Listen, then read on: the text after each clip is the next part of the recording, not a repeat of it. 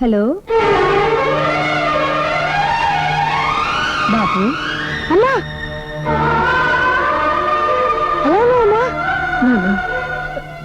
నేను బాగానే ఉన్నాను బాబు. నువ్వెలా ఉన్నావు? అమ్మా నీ కోసం నేను రోజు ఏడుస్తున్నానమ్మా. అమ్మా నువ్వు రావని శ్రీను వేణు బాలం చెట్టు బాచిగాడు అంతా ఏడిపిస్తున్నారమ్మా. అమ్మా నువ్వు రోజు మాస్టారు అమ్మ గురించి రాయలేదని కొట్టారమ్మా. నేను నిన్ను ఒక్కసారి కూడా చూడలేదు కదా, అందుకనే రాయలేదు.